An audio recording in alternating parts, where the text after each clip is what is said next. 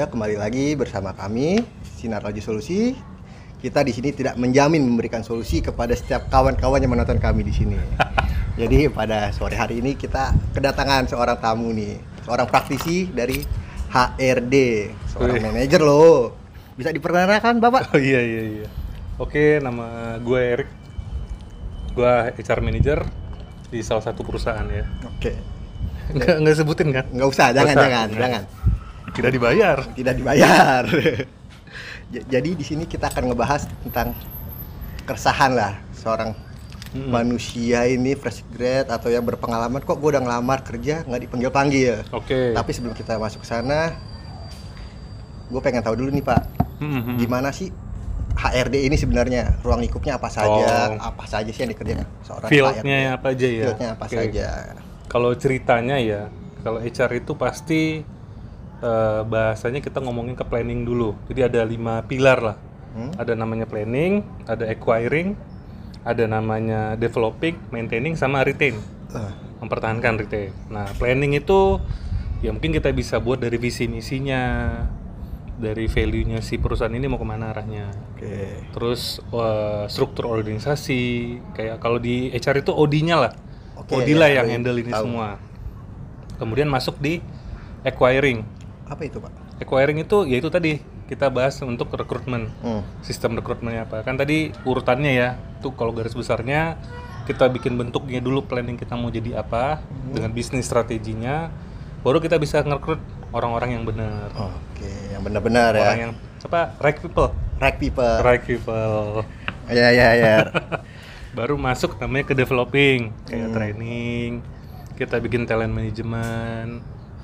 Terus kayak bikin lebih ke talent management lah, sama training apa yang dibutuhkan bagi perusahaan itu. Jadi orang-orang yang telah masuk tadi kita rekrut, rekrut, trainingnya nih, perkembangannya. Ya, cocokannya apa? Oke. Gitu. Udah baru nanti masuk ke maintain. Nah, maintainnya itu mungkin kalau misalnya yang paling sering sekarang ini nge-maintain orang ini biar nggak keluar.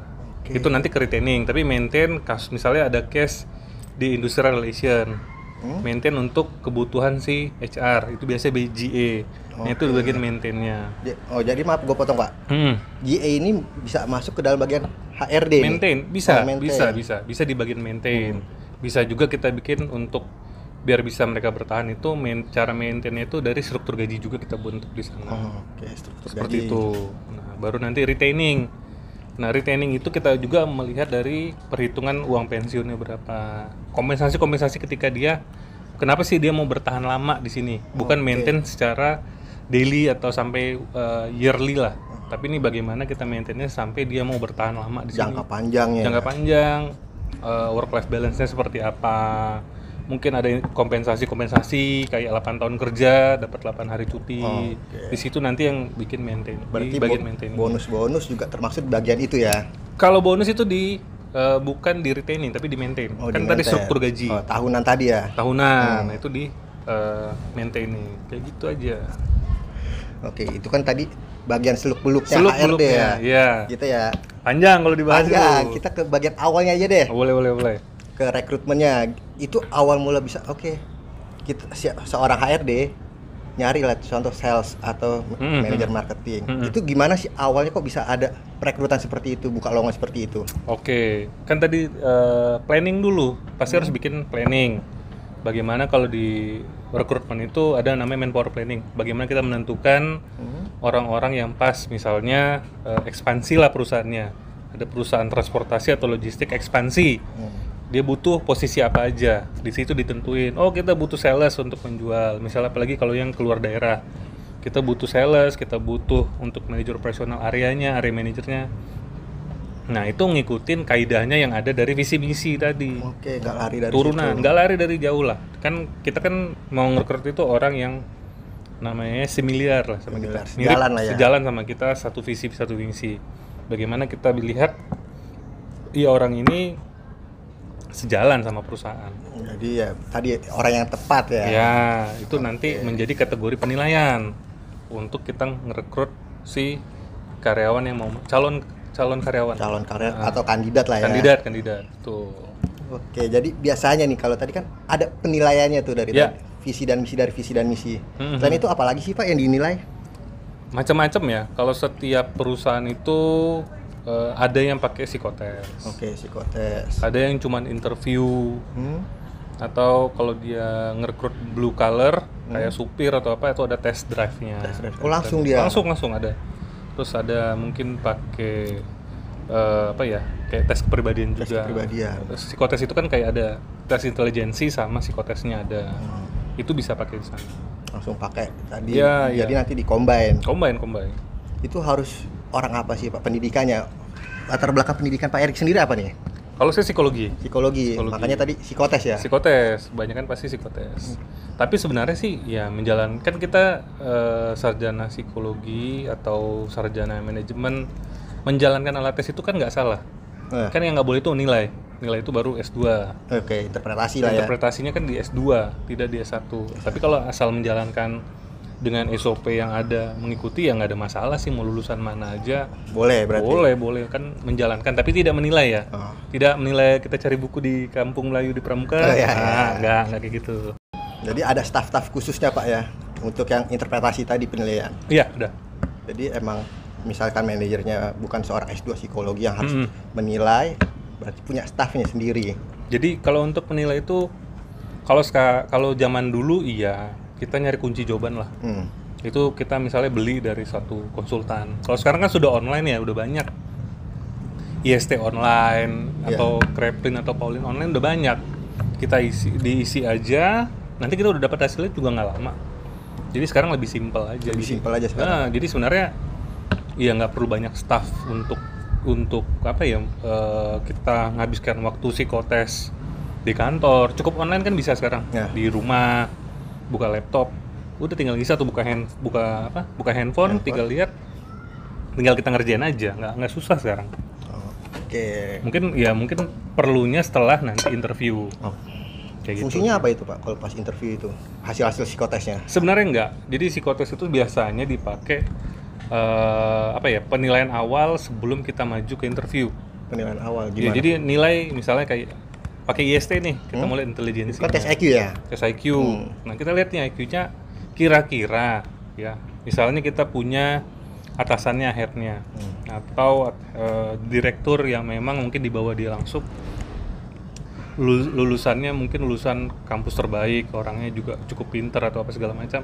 Kita lihat gap, kita harus ngecilin gapnya. Oke. Jangan sampai kita ngerekrut orang itu gapnya itu makin gede. Oh, Jadi ya. nggak ada hubungan, nggak ada koneksinya, ya susah. Jadi emang Dan juga nanti tim yang di bawah itu susah juga ngikutin yang di atas. Ya, Jadi kita harus gimana ngeklopin lah. ngelopin antara atas dan bawah Ya. ya, dia memperkecil jaraknya itu. Memperkecil jarak apa ya, IQ test sama IQ-nya, intelijensi ya. intelijensi. Ya apa ya, mengecilkan gap Mengecilkan. untuk kepintaran. Berarti itu kan berbau angka ya. Bawa angka. Kalau tes IST tadi, CFIT itu berbau angka. Ada nggak sih Pak request khusus nih dari para user-usernya atau dari direktur sendiri? Oke, lu nyari IQ yang segini. Oh, oke. Kalau untuk di beberapa case ada. Ada. Kayak misalnya banyak lah nanti untuk kayak pekerjaan kayak lebih ke finance. Itu kan dilihat dari ketelitian. Sedangkan di IQ test juga diukur kan ketelitiannya seperti apa. Ya. Itu pasti mereka rata-rata minta itu di angka 100, di angka apa ya, 110, 100 sampai 120. 100 sampai 120. Tapi Kan di atas 120 kan 121 itu udah masuk superior itu. udah masuk jenius lah ya. Jenius. Jenius awal. Di bawah itu kan masih yang oke lah gitu loh. Ya sampai situ aja. Sampai situ. Tapi- Karena kalau kita ngincer terlalu tinggi juga susah sekarang. Susah. Tapi pernah nggak Pak ngerasain itu? Gue potong dulu ya. Oke, Rick, lu cari yang di atas 120 gitu. Ada gak permintaan-permintaan seperti itu? Pernah. Itu untuk biasanya sih kita ngerekrut lebih ke orang IT sih itu. Orang IT. Orang IT. Kita minta IQ-nya yang gede, tinggi. Gede. Karena kebutuhan kebetulan juga ini lulusan dari Amerika juga waktu itu. Dia minta requestnya seperti itu tuh, IQ-nya harus di atas 120. Tadi ya buat ngimbangin tadi Nimbanginnya ya. Buat tadi, ngimbangin gapnya tadi itu ngecilin gapnya seperti apa. Ada juga sih yang mintanya kayak ya udah 110, 100 aja, 105. Gak apa-apa. Ya nggak apa-apa, itu untuk mungkin admin atau apa itu nggak ada masalah. Berarti lanjut interview dong Pak? Habis Enggak. psikotes. Iya, memang ada psikotes. Apa kan tadi IST, ada psikotes selanjutnya kayak orang pakai DSC, pakai untuk ngelihat kepribadiannya, ada sistem PF, ada pakai MBTI untuk ngelihat kepribadiannya. Nah, ini kepribadian seperti apa? Nah, yang paling sering orang pakai kan DSC nih. Di mana ngelihat leadership biasanya ngelihat dari si D-nya ini di mana? Hingga ya. Atau dia orangnya mungkin mencari staff atau supervisor lebih ke I. Ya, seperti itu, atau yang lebih apa namanya, lebih teliti cari yang di C-nya. Jadi juga balik lagi ke basic perusahaannya mungkin ya. Ya, balik lagi kebutuhannya. Kebutuhannya misalnya butuh orang finance, butuh orang HR, butuh orang markom, butuh orang operasional, itu kan beda-beda tuh pribadiannya. Dilihat dari situ juga. Jadi nggak serta-merta ya ini tesnya kita harus ngerjain semua. Iya, maksudnya ngerjain, cuman ya itu ada hal-hal khusus yang dicarinya. Jadi misal kata tadi nyari pemimpinnya D-nya tinggi, kalau hanya sekedar ya admin mungkin di S-nya ya, karena servisnya itu ya. Tapi kan nggak cuma lihat dari D-nya doang, kan ngeliatnya yang lain juga, I-nya seperti apa. Kalau dia punya atasan cuma bisa dominan doang, ya berat juga. Kalau nggak bisa lebih kayak memberikan influence-nya ya susah. Jadi bawahannya bingung juga ya. Seperti itu. Jadi dalam psikotes tadi nggak hanya satu atau dua alat tes. Nggak cuman IST doang, nggak cuma intelijensi doang, tapi ada si kepribadiannya. Tapi apa aja kan banyak. Jadi bisa lebih daripada dua ya. Betul, kayak gitu. Harus setelah itu, oke yang cocok, baru lanjut interview. Nah, nanti kan kita panggil interview tuh. Setelah nanti kita lihat dari hasil psikotesnya udah cocok, udah sesuai dengan kriteria yang diinginkan perusahaan, baru lanjut ke interview. Nah, pas interview juga ada kan kita pasti lihat dari visi misi dari nilai-nilai core value-nya lah. Kita punya format interview pasti dari value yang ada di perusahaan. Pedomannya itu. Ya, pedomannya itu. Nggak boleh keluar dari situ. Kalau kita interview keluar dari situ ya susah. Kan kita nggak cuma lihat dari segi pengalaman, skill, achievement apa aja yang diterima, tapi kita lihat juga ini cocok nggak nih sih masuk di sini. Itu yang kadang mungkin ya teman-teman lupa ngelihatnya. Disalahartikan. Iya, disalahartikan. Kadang ngeliat kemampuan gue udah begini loh, terus gue udah jabatan gue udah naik 2 kali lipat begini-begini. Tidak hanya di situ aja, tapi ngeliat juga dari segi si perusahaannya butuhnya seperti apa. Visi misinya tadi. Iya. Bisa aja tidak karena di luar kriteria, tapi karena kelebihan kriteria kita nggak nerima. Kenapa? Karena kalau misalnya terlalu berlebihan, takutnya nggak cocok juga sama kita. Over qualified lah. Itu kadang kita nggak terima karena susah. Bisa juga untuk menghandle si karyawannya nanti jika masuk ya. Betul, susah juga nanti maintainnya. Jadi kan banyak nih yang berseliweran kan, yang betul. Orang-orang di luar HRD nggak tahu mungkin cocok-cocokan nih sama usernya atau sama atasannya nanti. Betul. Ternyata ada hal lain selain itu. Ada hal lain, bisa overqualified, bisa underqualified. Walaupun sudah dipanggil untuk psikotes, langsung interview. Iya. Bahkan ada yang gue lama nih interviewnya, mungkin keterima nantinya, tapi ternyata setelah ditunggu ya 1-2 minggu udah ada kabar. Betul. Itu perihal yang tadi, Pak. Iya betul, perihal yang tadi juga bisa overqualified, bisa underqualified. Itu. Tapi pernah gak Pak nih ya agak nyeliwer sedikit nih. Aneh. Ada tiba-tiba kalau nggak user ya kan, kalau nggak yang lebih tinggi lah posisinya. Ya. Datang-datang bawa dokumen, ya terserah deh mau masukin di mana aja nih anak, yang penting masuk sini. Pernah gak Pak ya seperti itu? Case-case seperti itu pernah. Ya. Cuman kebanyakan bisa dibilang bukan kita lepas dari tanggung jawab ya. Karena kalau di saya itu saya tidak akan lepas, saya kan bukan lepas tanggung jawab, tapi saya serahkan kembali ke atas ke ownernya. Itu bahwa dia nerima, bukan dari HR. Jadi bukan dari HR-nya. Ya memang seringlah ada perdebatan seperti itu, tapi kita juga interview juga. Kalau kita ngerasa orangnya bagus, bawaan dari owner, kenapa enggak kita terima? Kenapa enggak saya harus tanda tangan, saya approve, nggak ada masalah. Cuman kalau orang yang nggak qualified, ngapain saya terima gitu loh. Lebih better di ownernya yang tanda tangan. Kebanyakan, tapi ada juga owner nggak mau tanda tangan, mau nggak mau HR yang harus tanda tangan. Ya nggak ada masalah juga. Cuman ya macem-macem lah untuk mencari solusi seperti itu. Bisa kita taruh mungkin di tempat-tempat yang memang tidak terlalu kritikal lah. Nggak kita taruh di operasional, mungkin kita taruh di tempat lain yang memang ya tidak begitu kritikal kalau dia masuk, tidak mengganggu namanya Operasionalnya. stabilitas dari tim itu sendiri. Bisa aja kan keganggu stabilitasnya, itu udah susah, apalagi apa bawa owner, terus gayanya selangit gitu kan, terus kayak orang tahu titipan owner jadi kayak segan sama dia, itu salah gitu. Oke. Itu kan jadi ganggu performa tim, itu nggak boleh. Jadi berantakan dia. Berantakan. Takutnya nanti dikit-dikit wah gue diaduin nih. Betul. Jadi kayak naruh cepu ya. Oke, jadi tadi cepu bisa jadi kan. Ya.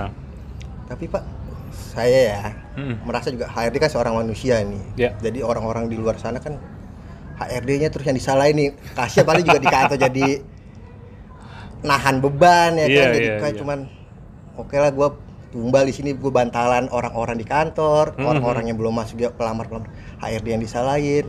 Kasihan juga ngeliatnya. Jadi gimana sih Pak biar orang-orang tahu nih bahwa kita juga manusia loh. Kita kerja juga pengen sebenarnya membantu kalian untuk bekerja.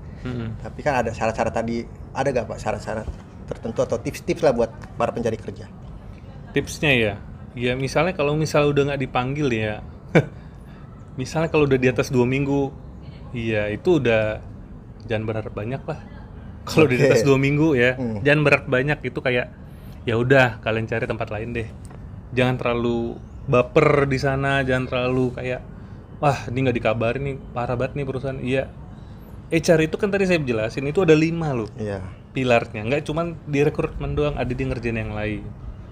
Jadi nggak cuman fokus di satu itu doang. Jadi memang ada yang dikerjakan lagi ya. Iya banyak Gak hanya dikerjain, memikirkan nggak para cuman- kandidat-kandidat ini. nggak cuman rekrutmen, itu HR yang sebenarnya. Dan kalau tips ya, mungkin dari CV dulu. Oke. Cara pembuatan CV yang benar seperti apa? Gimana Pak? Ada gak nih tips-tipsnya? CV-nya seperti apa sih bakal dilirik oleh HRD atau manajer HRD? Wah bagus nih. Kalau tips CV ya, sebenarnya sih nggak harus terlalu warna ngejreng-ngejreng juga enggak. Yang penting warnanya bagus, fotonya jelas, terus intinya kita cantumin pengalaman kerja.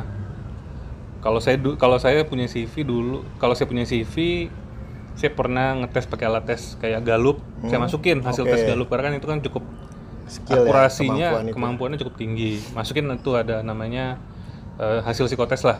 Tapi jangan psikotes IST ya kan banyak tuh. Panjangan. Iya. CV-nya jadi 5 halaman nanti. Nah, kemudian achievement apa aja? Oke. Yang penting yang pasti kan di situ ngelihatnya achievement-nya berapa lama. Dan tips ya, kalau kerja cuma 2 bulan sebulan, iya 50-50 mau dimasukin apa enggak. Gitu aja, 50-50. 50-50. Jangan ya kalau mau dimasukin monggo, kalau nggak dimasukin juga nggak apa-apa gitu loh. Ya kadang ada namanya kayak kita ngeliat nih 2 bulan udah cabut, nih orang ngapain Kenapa, sih? gitu? Kenapa sih gitu loh. Kalau setahun 2 tahun cabut, pengen cari pengalaman atau baru, it's okay lah. Kalau 2 bulan 3 bulan cabut kan kayak Ada apa? iya kayak apa ya? Ini orang nggak bisa dibawa under pressure bahasanya, ngelihatnya kayak gitu. Tapi kalau misalnya mau dimasukin, tapi karena dapat tawaran lebih baik, ya nggak apa-apa juga. Oke. Misalnya 2 bulan nih kerja di perusahaan A, 3 bulan cabut ke B. Kenapa? Ketika ditanya kenapa kenapa pindah? Ya ada offering lebih tinggi ya kenapa enggak? Why not gitu loh. Kesempatan tadi ya. Nggak ada masalah juga gitu loh. Kita kan kerja nyari duit ya, bukan Benar. nyari pamor. Bukan cari muka. Bukan nyari muka, bukan nyari teman, kita Iya, nyari iya. duit, Kita kerja itu nyari nyari duit gitu loh. Jadi kalau misalnya offering lebih tinggi, fasilitas dapat lebih tinggi, ya why not orang cabut? Ya. Jadi HRD juga memaklumi hal Iya, tersebut. memaklumi. Cuman sebelum cabut dipikir lagi, Oke. iya kan? Pasti ada kayak HR akan nanya, apakah cuma karena gaji doang? Apakah cuma karena fasilitas doang? Pastilah ada arah-arah ke sana. Nah itu kita selalu ngulik tuh, gimana nih orang bisa nggak sih masuk di kita? Cocok nggak sih Cocok di? nggak ya, Iya seperti itu. Contohnya kayak gitu. Oke, jadi untuk kegiatan HRD nih bahwa wah HRD ternyata manusia juga sudah terjawab. Banyak manusia. Banyak ya manusia. Jadi kita nggak bisa menanyakan wah HRD-nya nih gue udah naruh nggak dipanggil, gue udah dipanggil katanya 1-2 minggu nggak ada kabarnya, sudah terjawab di sini. Kalau ada pertanyaan-pertanyaan bisa di komen. Jadi terima kasih sudah menyaksikan. Selamat sore. Dadah. Dah.